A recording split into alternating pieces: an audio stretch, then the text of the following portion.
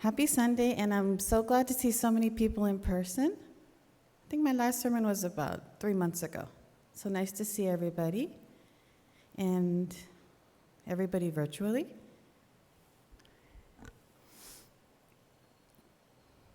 So my name is Michelle Kuruma, and I've been coming here for about 5 years, 5 to 7 years.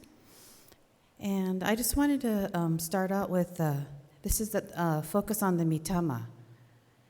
And so this weekend, I drove in 5 a.m. I saw a hockey game. Unfortunately, the Sharks didn't win. I was very sad. And then I drove over here, and I met with Rodney Sensei, and we went to the Japanese cemetery. And historically, it's very important that you honor your elders and go to the cemetery when you go to either out of town or to a new place.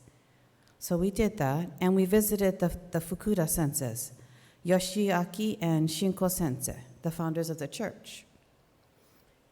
And so before that, we were getting everything ready, all the preparations with the tamakushi, and that was the beginning of the preparation to calm, to focus, and to have everything be prepared. Now, preparation was a very big thing, especially for Konko Daijin, being prepared and knowing what's next and making sure believers and people are prepared and know what to do, or if they don't, ask Kami and have time to think about it and process what's next.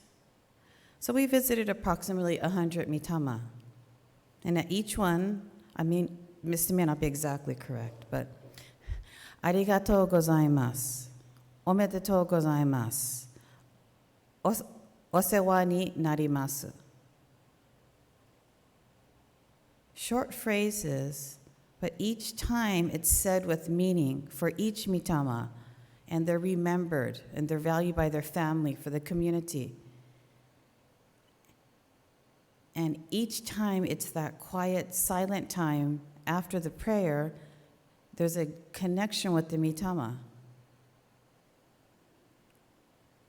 So we paid respect, and it was about 3 hours at least.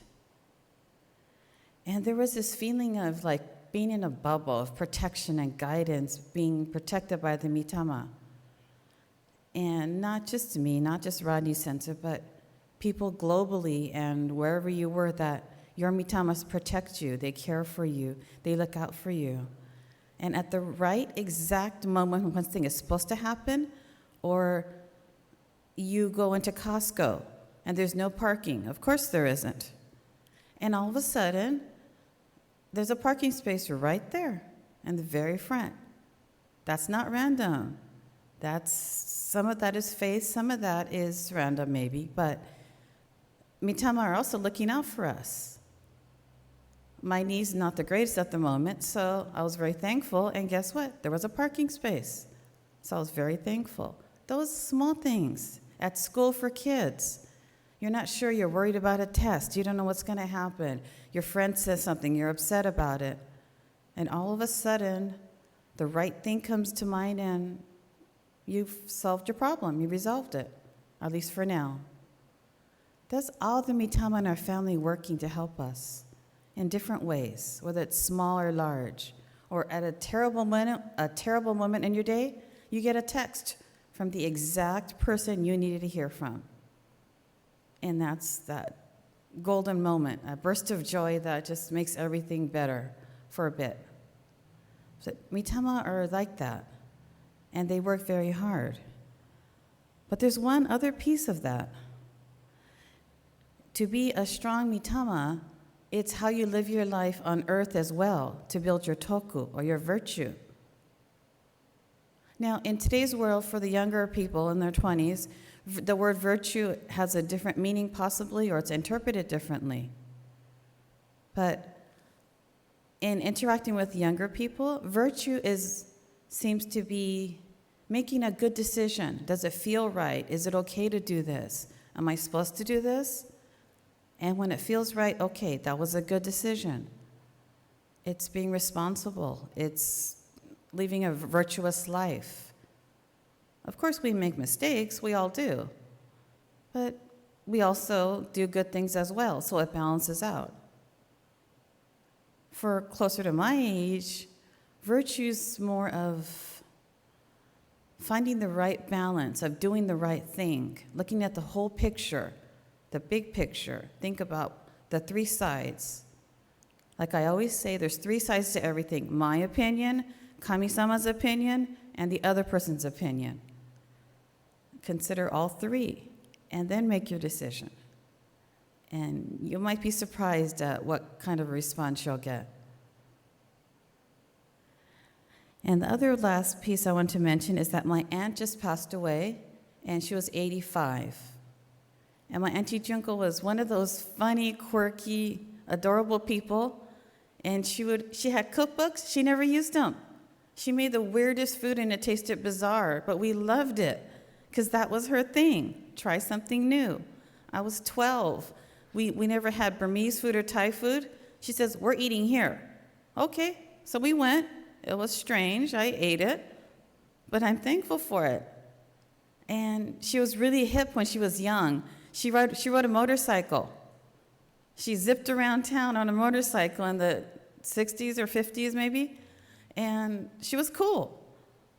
And even though she was 85, she never had kids, but she took care of all of us as kids, my age, and then 10 years younger and 10 years younger. And the last set of kids were like her grandbabies. But she was still hip and cool in her own funny sort of way. And she still made funny food, and she still made us laugh. But she was quiet. She was very Japanese, traditional and quiet, easygoing. But she just made you feel like you were the only person in the whole wide world for that 2-minute conversation you had with her, or longer. And she just knew when you were sad, and she would sit next to you. No words, just letting you know she understands. And seeing 110 people in a room to honor my Auntie Junko. We had lunch and a service. That was wonderful, since we haven't seen them since COVID. And at some point in the dinner, it seemed like all my other grandparents were in the room with her. It was kind of a surreal moment. So I think our family was happy to have other mitama with us. And even the non-religious members of our family, they were all very moved by my Auntie Junko and just the whole time, the service. So a couple of other things I wanted to mention as far as mitamas. The toku, really living your life in a meaningful way. If you've had a good life, that's good. Keep going. If you had things to work on those. But the daily integral things, how proud you are of your life, your decisions you make. If you're getting married soon, other matters, school things. If you're engaged, if you're on the older end, and you're just happy that your knee still works. In my case, thank you. And others, Eiji-san, who's very young at heart. All of those things, keep in mind every little decision, every interaction. So when we're mitama, we're stronger and we support our family. And it really, really makes a difference. So my student, I'm a special needs teacher. So my student, this parent, she's distraught. She takes care of her father, she takes care of her children, and her special needs child. She doesn't even get 2 minutes to herself. So one day she's in tears and she's just having a day. So Kami gave me a moment to share faith. We talked, we cried, she shared her feelings and I shared some teachings, and all of a sudden she starts bawling and says, "You mean you'll come on the weekend so I can have dinner with my husband? So I can go to the market and not rush around the market? I could just eat dinner, I could chew my food." And she went on and on. I was like, oh man, I was crying so much. And to be that appreciative of a simple 2 hours to give her a break, I don't know, it floored me. And her child's happier for all her efforts, just like all of you, what you've helped your children with, your parents with. And a lot of people my age are taking care of their parents. They're both suffering. They're both working really hard. And I left her house afterwards, and I thought how hard this woman works, and I prayed for her, and I don't know if she's religious, but I think she had a moment of peace, and her daughter was over there, special needs, you don't get much reaction from her, and she can't walk. She crawls like a child, but she's 19. She crawls over to the mom and gives her a hug. And by then I'm like, oh my goodness, this child loves so much. And that child saying thank you to her mom for all her efforts. So I think regardless of what level you are, you can still show appreciation. So that was and that's my favorite family to take care of, and they're just amazing. And that mom really needed a break. But Kami-sama was there and helped that family. So as you go through your week, just think of each decision you make. Why did you do it? Why did you think about it? Why is it important? And not everything is going to be exciting or wonderful, but that's just life. So before you do anything, ask yourself, will this action lead me to my goal of toku, to be the best person I can be based on my skill set? Did my actions help myself or others? Did my actions show appreciation to Kami and the mitama?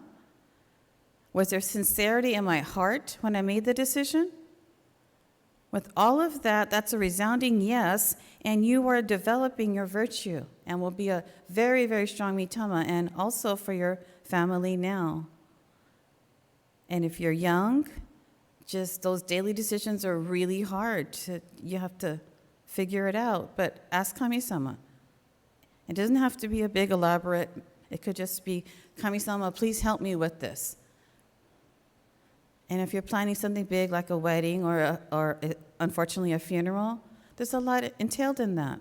But Kami-sama's there. And you'll be very surprised at what family members will step up, even the ones you do not expect to step up, and they will. That's Kami-sama's work.